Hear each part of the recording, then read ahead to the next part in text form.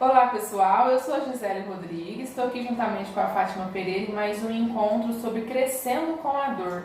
E hoje no nosso encontro a gente vai falar um pouquinho sobre o medo do crescimento cronológico. Então esse medo existe, Fátima? Existe sim. E a gente mesmo sendo uma coisa natural, porque o crescimento cronológico ele é uma coisa natural, não é? Do ser humano, parte da vida. Na realidade, eu falo que tudo que faz parte da vida humana é natural. É natural. É mesmo normal. sendo natural, traz medo.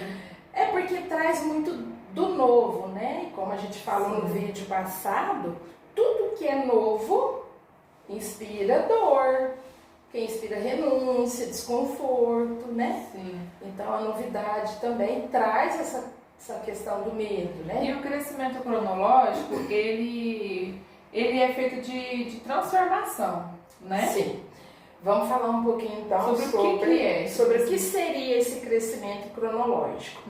Fisicamente ele gera dor, gera desconforto. Por quê? Porque a gente vê um bebezinho, né?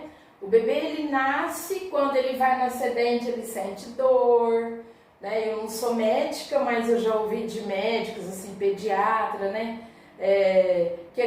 Quando a criança está crescendo, né, normalmente à noite, né, que às vezes a criança geme, né, porque o esticar dos ossos também traz dor, né, e essas dores assim, né, que acompanham a gente, que a gente às vezes não se dá conta, né. Então, depois vem a transformação do nosso corpo de criança para adolescente, e aí a gente tem desconforto, né? Às vezes a menina sente dor nas mamas, assim, né? Quando tá nascendo, o menino também sente um desconforto, né? Quando ele tá ali chegando na puberdade, isso tudo vai gerando dor, que é dor física, né? Falando de dor física, né? Depois passa essa fase, tem a fase hormonal também, né? A parte hormonal que a gente começa a não entender, né? Nasce pelo, né? Pelo nas axilas, e aí, né? E isso tudo é um desconforto que a gente não sabe muito bem como é que lida com isso. Hoje a gente tem muita informação a respeito disso, a gente fica mais tranquilo, né? Mas depois começa a envelhecer, e aí envelhecer traz dor também, né? Órgãos do nosso corpo que já não funcionam mais como ele funcionava antes, não tem mais a mesma habilidade, isso também é doloroso, né? Doloroso no sentido físico mesmo, né? E falando desse sentido físico, também a gente pensa e analisa que o lado emocional também vai sentir dor.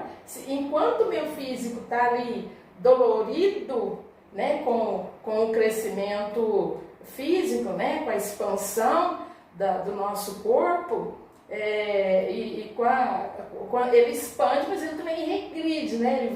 Ele tem a fase da ascensão, depois ele começa a diminuir, a gente começa a ganhar hormônios, depois os hormônios começam a diminuir, porque a gente começa a não precisar tanto deles e tal. Todas essas fases são muito transformadoras na nossa vida.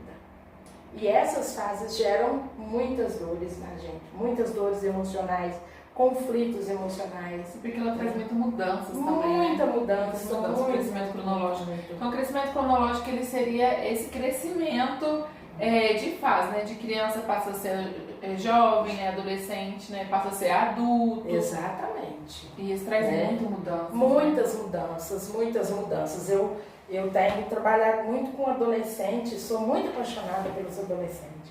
E eu vejo assim, né? Quando a gente vai vendo a criança, quando ela está ali só junto com a mãe, né? Normalmente, hoje é mais comum, a criança já nasce, já vai para a escolinha, para o maternal, ele já não sofre tanto, não tem tantas dores. Mas eu acho que menos de 10 anos atrás, a criança ia para a escola com 7 anos, 6 anos, então essa separação da mãe, né? Era mais dolorida, então ele ficava em casa e daí ia para a escola, ele rompia aquele laço, né, daquela pequena comunidade e tinha que expandir os horizontes dele e conviver com mais crianças, com outra realidade. Era muito comum a gente ver em porta-escola a mãe chorando porque tinha que deixar o filho ir para a escola, deixar o filho lá na escola, e o filho entrava chorando porque queria estar com a mãe, né? Então, tinha ali um rompimento, né? Eu tenho que separar um pouquinho aqui da minha mãe, então eu tenho que me distanciar dessa pessoa que eu estou acostumada a ficar com ela o tempo todo, né? É um sofrimento, é uma dor, né? E essa dor gera o quê? Medo, né? Então, eu lembro muito claramente, né, das mães falando, nossa, que medo, né? Quando meu filho for para a escola, como é que vai ser, né? Medo dele sofrer lá na escola, né?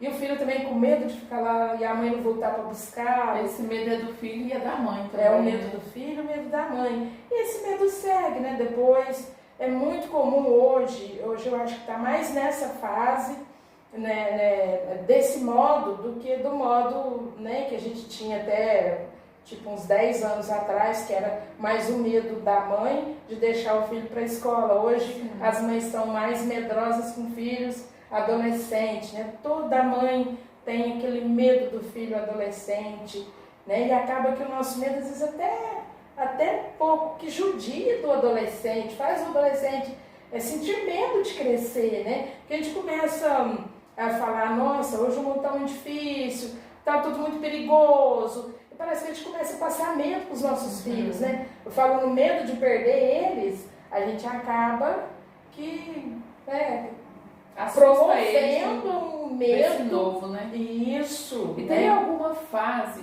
desse crescimento cronológico que o ser humano sente mais medo, assim, na criança ou na adolescência? Acho que seria na adolescência, né? Eu vejo duas fases muito complicadas. Esse é o meu ver. Não estou falando de estatística nem de ciência. Estou falando da minha visão de mundo. Então eu vejo a fase do adolescente e eu vejo a fase da velhice, né, da terceira idade. Então a gente vê muito medo, né? Eu trabalho com adolescente, trabalho com uma pessoa idosa, né? E o medo do adolescente e do idoso, ele é gritante, né? O adolescente, ele sofre um conflito, que eu acho que é um conflito muito intenso, porque ele não quer mais ser criança, porque ele sonha com a independência, né? Independência financeira, independência do poder sair de onde ele quiser, né? Se tornar uma pessoa autônoma, que no fundo todo mundo quer isso, né? Mas ao mesmo tempo ele tem medo do que ele vai enfrentar lá fora, né? Como que ele vai se comportar, porque aqui ele teve uma educação que ensinou para ele alguns valores, e aqui na sociedade ele vai ver outros valores. Então esse medo é gritante, ele sofre, né?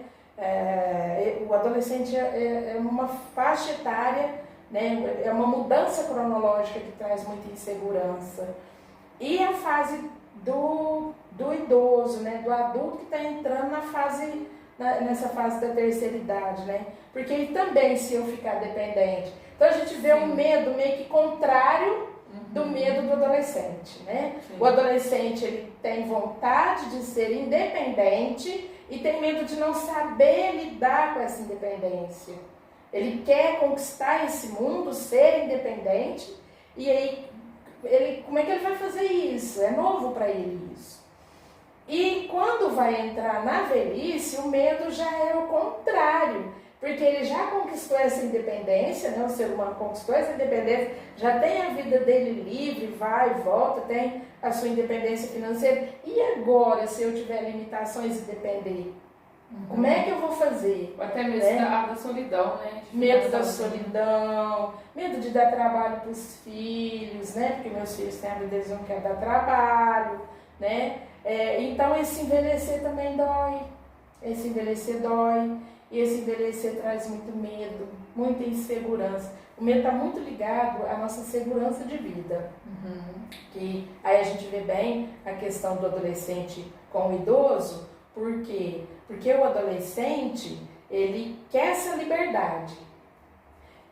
E o idoso, o medo dele é de perder essa liberdade. Entendi. Entendeu? Então são dois medos, né? O medo de eu quero conquistar a minha liberdade, mas como é que eu vou conviver com ela? Porque passam para mim os adultos que é tudo muito perigoso, que é tudo muito difícil, e nós adultos, às vezes, a gente consegue fazer uma coisa muito, né, que a gente nem percebe, que é até no automático, né?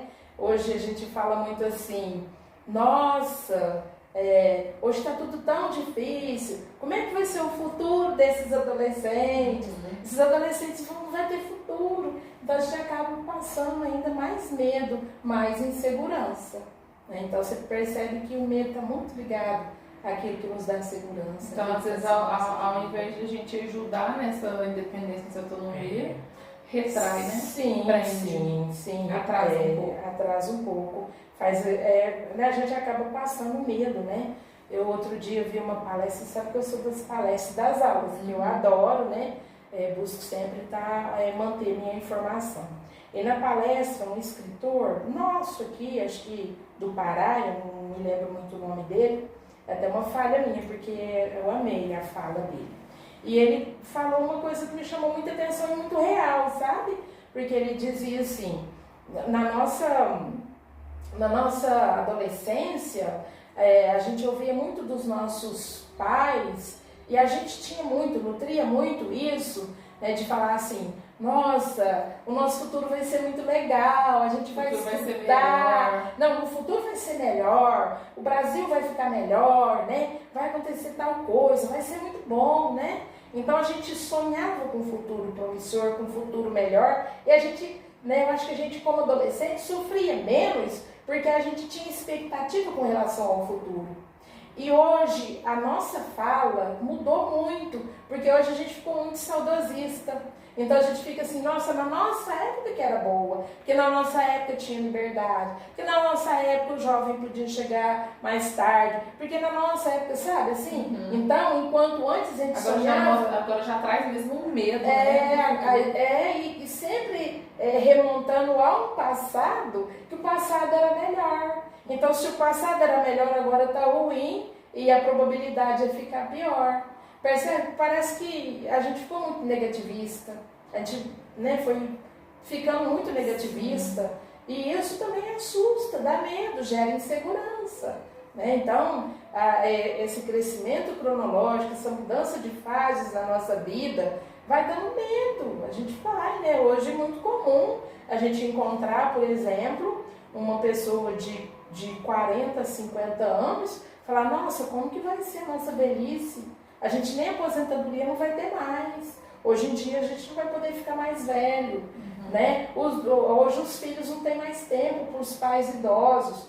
Então a gente vai passando, né? A gente vai jogando, né, para nós mesmos, né? E a gente vai absorvendo isso, a mente da gente vai captando isso e vai gerando medo, insegurança. Fala, nossa, como é que vai ser? Né? Então acho que a gente precisava também mudar, né? Se a gente quer lidar com o medo, a gente começa a mudar a nossa fala, né? De falar, olha, se lá no passado foi legal, a gente teve muitas coisas boas, hoje também a gente tem muitas coisas boas. Então começar a olhar o que tem de bom agora. Porque lá no passado, né, quando eu era adolescente, na minha fase de adolescente, também tinha as dificuldades, também tinha os medos, né? Então, eu lembro que a gente tinha que chegar em casa num determinado horário, não podia ficar na rua, porque era perigoso. Então, tinha perigo, tem sempre, em toda época e em todo lugar. E a gente só tem que tomar um cuidado. Né? E a gente acaba tirando de letra as dificuldades que a gente encontra. Né? Não tem medo da gente vencer os desafios. Saber encarar a velhice, saber olhar os jovens e adolescentes. Eu falo muito com as mães que eu atendo os adolescentes, porque né, a gente precisa mudar também um pouquinho da nossa fala, porque mudando a fala, a gente muda também o jeito de agir, né? Mães, pais que falam, nossa, adolescente é um problema, né? Mudar isso, sabe? Não, o adolescente ele tem problema, como toda faixa etária tem. Então a gente parar, sentar com o nosso adolescente e tentar olhar para ele, aonde está o problema dele? Filho, qual é o seu problema? Fala comigo, aonde que está? Eu posso te ajudar nesse seu problema? Não, não pode. não, esse problema eu não quero dividir com você. Porque o adolescente ele é muito de guardar o problema dele, porque ele já ouviu tanto que ele é um problema, que ele começa a acreditar que realmente ele é um problema. Ou tanto que o problema dele é bobeira, aí isso é bobeira. É isso, né? A gente minimiza o problema do outro, né? No trava-línguas, assim. Aí a gente começa a diminuir o problema do outro achando que aquilo não é nada. E é dor para ele, é insegurança, é medo de enfrentar a vida, né? Então, às vezes a gente precisa parar e o adolescente está te contando o problema dele, está te contando da dor dele, ouve. Às vezes para você é nada, mas para ele é muito. Então acolhe, se a gente não pode fazer nada, acolhe, ama, já está fazendo ali a sua parte. O idoso é a mesma coisa, né? Outro dia no mercado eu encontrei uma vozinha de 85 anos, gente. Linda, maravilhosa, de batomzinho, cabelinho arrumado, toda fofa, né? E aí o idoso, ele tem nessa, às vezes, mania, né? De querer reclamar, falar alguma coisa e tal. E ela falou pra mim, eu só tô enxergando com o olho, o outro olho já não enxergo mais, perdi uma das vistas, né? Eu falei, a senhora tá me vendo, a senhora me conheceu de longe e tal, brincando com ela. E aí ela falou, mas só que agora eu só tô enxergando de um olho. E eu fiquei meio que perdida, porque eu queria passar algo de bom pra ela sem diminuir a dor dela, o sofrimento dela, mas também não queria potencializar a autopiedade dela, né? Aí eu falei com ela, nossa, mas a senhora já também viu muita coisa, eu imagino que essas vezes da senhora, né, cansou, porque olha, o que a senhora já olhou nesse mundo, né? E ela deu risada, porque ela falou, realmente eu já vi muita coisa boa, mas eu já olhei coisa que eu não devia ter olhado, né? E virou assim, foi até bacana, porque aí a gente começou a conversar de outras coisas e tal, e aí eu vi que eu não potencializei a dor, mas também não diminuí, né? Então, porque o idoso ele fica limitado, né? Vai tendo as dificuldades, né? O cansaço próprio da vida. E se a gente, né, fazer drama disso, né, a insegurança dele vai aumentar, o medo vai aumentar, com certeza, né? Sim. E é isso. Então, muita coisa boa aí que a gente pode observar nessa questão do nosso medo de crescer. De crescer, né? Tem uma frase que eu não sei se encaixa, mas é uma frase que eu gosto muito, que ela diz assim, dá licença, medo, a minha felicidade quer passar. Porque o medo impede a gente de ser feliz, né? Isso. Impede a gente de buscar algo que a gente quer fazer, que a gente pode fazer. Sim, eu até anotei aqui uma frase do Heidegger, que é um filósofo assim, que eu gosto bastante, que ele fala: o medo nos convida a viver a impropriedade, traz alienação. A gente, por medo, a gente começa a deixar que o outro decida a nossa vida, entende? Porque o medo cronológico, por exemplo, aí a gente começa a dar para o outro, o adolescente, ele começa a dar assim, minha mãe que sabe, meu pai que sabe, no medo de tomar uma decisão e errar, né, porque eu ainda não sou adulto para tomar essa decisão, então, deixa lá, minha mãe resolve, aí a mãe resolve, o adolescente fica revoltado porque não resolveu o que ele queria, então o medo gera esse desconforto, né? Ele parece que ele coloca ali uma muralha na nossa felicidade. A gente tem que trabalhar muito o nosso medo, a gente não pode ignorar ele não. Tem que olhar, pedir licença para ele, mas para pedir licença para o medo, você tem que identificar ele. Se você não sabe aonde está o seu medo, como é que você vai falar, olha medo, você me dá licença?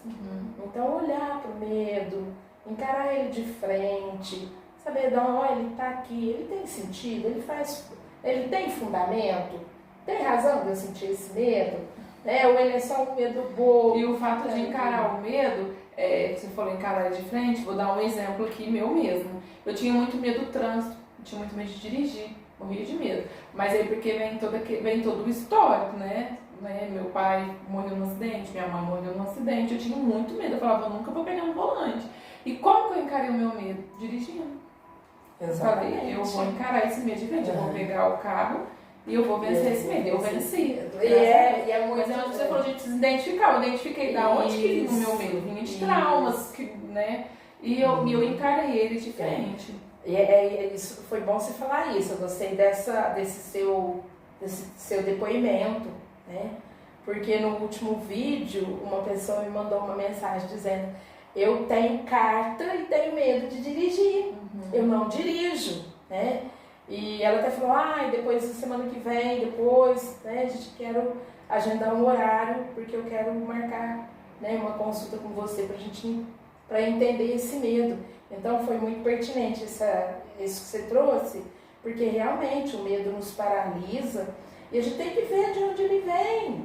Porque se eu não vejo de onde ele vem, como que eu vou vencer ele? Se eu não identificar ele, como que eu vou vencer ele? Então você identificou, foi um medo causado por traumas, perdas, e perdas muito significativas na sua vida, né? Pai, mãe, tudo com acidente de trânsito, como é que eu vou pegar no volante, né?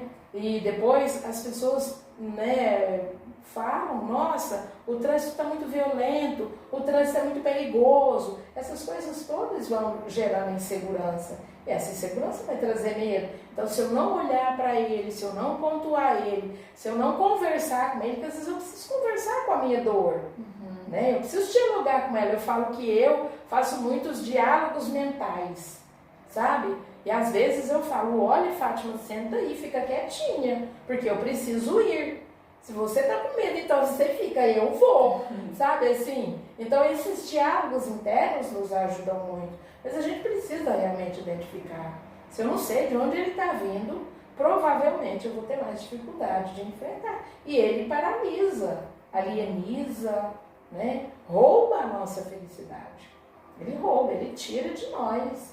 E aí depois, se eu não faço, a gente fica com sentimento de culpa, né? Quando chega uma idade, fala: nossa, por medo de dirigir, eu não tirei carta hoje, eu podia estar dirigindo, agora eu estou dependendo do fulano. Sim. Nossa, o carro está aqui na garagem e, né, eu não sei dirigir, né? E aí nossa, né, eu fui. E aí a gente começa um processo de autodepreciação. A gente começa a se depreciar, né? Mas é porque eu sou burra, é porque o fulano é mais inteligente que eu, é porque eu não dou conta de nada mesmo. Aí já generaliza, né? Que a gente começa já a achar um monte de defeitos para justificar aquela situação de medo que não foi trabalhada. Né? Eu espero que vocês encarem no meio de vocês. Se precisar de ajuda, a Fátima está disponível. Estou disponível. Online, presencial, só mandar um e-mail para ela. Espero que esse vídeo tenha ajudado um pouquinho, né? Sim. E eu quero terminar com uma frase que eu gosto muito do Padre Haroldo. Padre Haroldo, para quem não conhece, é o fundador do Amor Exigente e das comunidades terapêuticas no Brasil. Eu não sei se ele fundou só no Brasil ou fora do Brasil também, porque como ele é americano, né, que veio para o Brasil em missão, e o Padre Haroldo, ele tem uma frase que eu uso todo dia: medo de nada, só amor. Eu amo essa frase. Ela é curtinha, mas ela é muito profunda. Medo de nada, só amor. E é isso, gente. Ama aí o seu processo, ama aí a sua idade, ama aí as suas dificuldades de limitação cronológica, se você é jovem, se você é adolescente, se você é adulto, se você está aí, como eu, já ali com o pezinho na terceira idade. Ama esse momento que você está vivendo, ele é único, único. Não deixa a insegurança, o medo causar uma dor maior do que aquela que você possa suportar e vencer. Porque eu entendo a dor isso, né? A dor, ela precisa, a gente precisa suportar ela, olhar ela, suportar e vencer ela, né? Espero que você seja vitorioso aí na sua dor. Eu tenho medo e medo está por fora.